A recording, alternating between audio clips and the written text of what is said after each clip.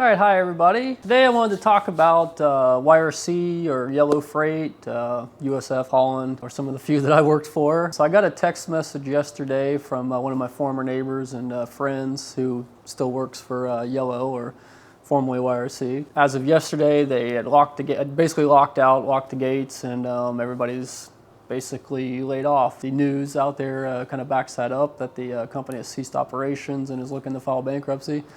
So I just wanted to take a moment to kind of talk about my time working there. I worked for two of their divisions. I worked for YRC Freight. I was a line haul driver with them for a little under a year. And then I did my owner-operator thing and decided I wanted to stop doing that. So I ended up getting the job at Holland as a local pickup and delivery driver, P&D. And that was a lot shorter. That lasted about 2 weeks, and that just wasn't for me. So I ended up going somewhere else after that.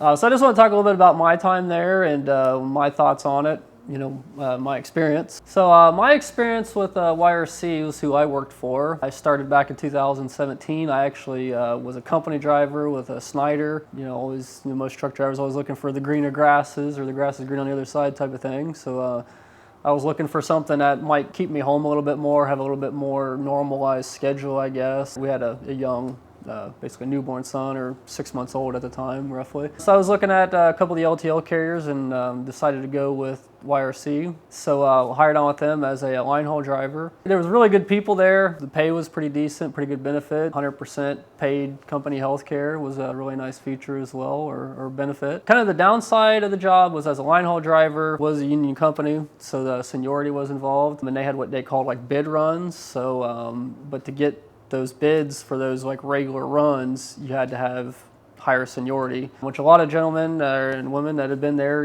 some of them had been there for 30, 40, decades basically. So it's really hard to work, unless you stay there for a while, to work your way up and get those better runs with a more stable schedule. So I was on what they call the extra board, which basically I worked out of the Akron terminal. So the way that would work was they'd have these certain runs, just a big basket of runs to wherever, so you never went to the same place. Some days you would work nights and the next day you'd be working days. Did a lot of New York City runs, and pretty much from New York City all the way out to Kansas City was the farthest I had gotten with them, and Nashville, Tennessee was probably the farthest south of the area that I ran. So yeah, it was a very, very chaotic schedule, like I said, because they would call you, you would have 2 hours to report, and you really never knew where you were going or what your schedule was going to be. Sometimes you'd be sitting at home for 2 or 3 days just waiting on a phone call, so that was kind of frustrating. That was what kind of got old to me, and that's why I ended up moving on. That's when I decided to actually go back to Snyder, did a Snyder SFI truck lease, started my whole owner-operator career after I left YRC. I know there's,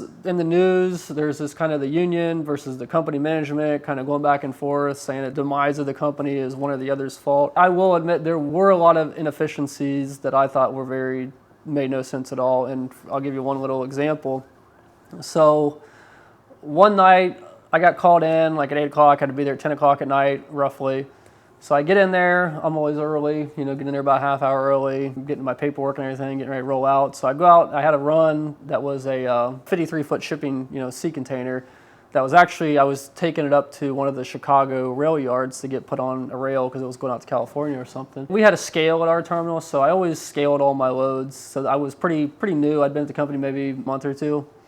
So I go out and scale this load, and my trailer axles are like 47,000 pounds. With any of you in trucking, 34,000 tops, so it's like 50% over with the limit. So came off the scales, got to the other end of the scales, and so I start sliding the axles. The gross was fine. It was just a matter of moving the trailer axles and all that, so it ain't like the load needed to be reworked or something like that. I about got this thing all reworked, and I got one of the yard guys comes over to me and he's like, "Oh, you can skip. You're not allowed to move your own stuff here." And I was like, "What do you mean you ain't allowed to move your stuff?" Come to find out, different terminals have different rules. I mean, this was my home terminal, but it never was told to me that my axles aren't right. Instead of me as a professional driver just fixing it myself and leaving, I've got to go park the truck back in the line, go back into the dispatch office and tell them, then they've got to dispatch one of the yard guys to go out there and fix it. I mean, they might be busy for an hour before they actually get to it. So I'm sitting there, I'm ready to go. Basically been up for all day, then I got to drive all night, and now I got to wait like an hour or two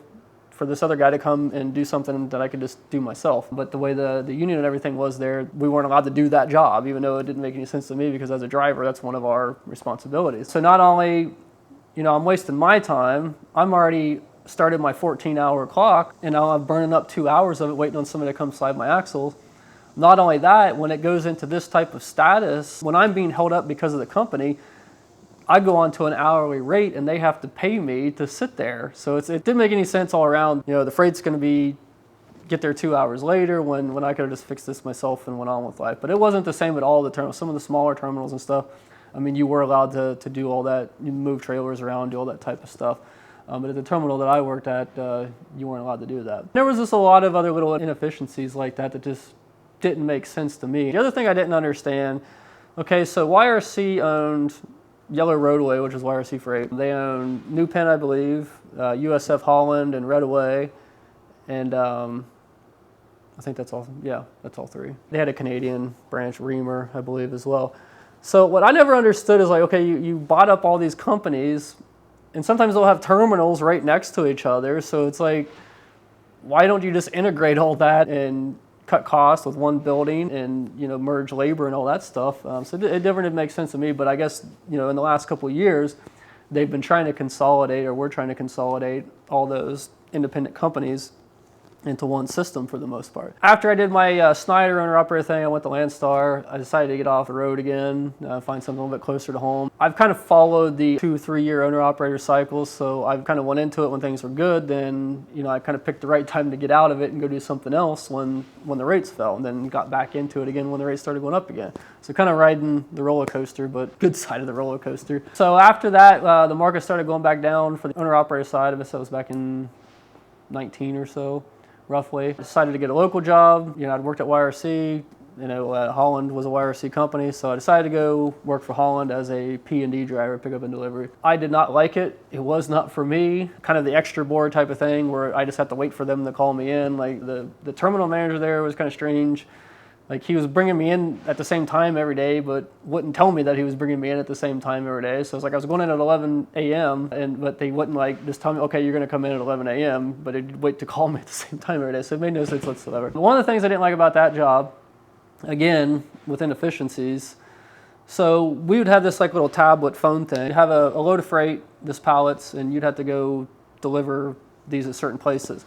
So you'd go out and start making deliveries. And I ran the Youngstown, Ohio areas where I was based out of.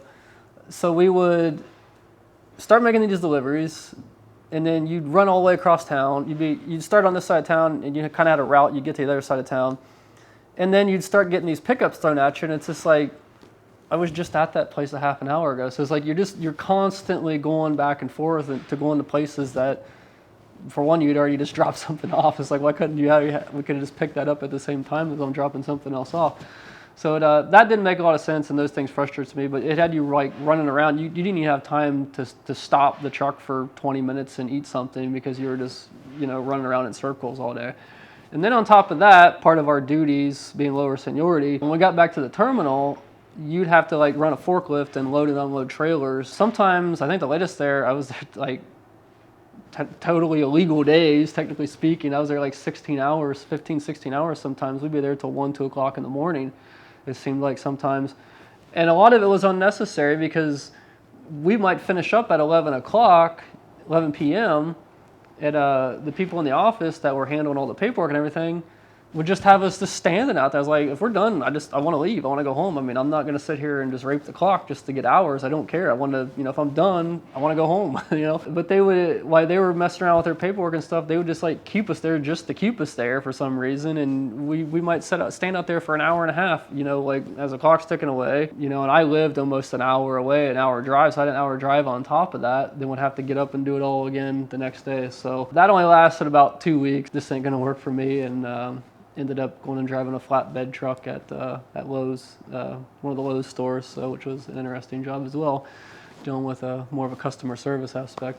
But like I said, I just wanted to kind of throw my little story out there with everything that's going on in the news, and I feel bad for everybody that kind of got locked out and all that, and is going to have to find another place to go, unfortunately, it sounds like. So I know a lot of good people.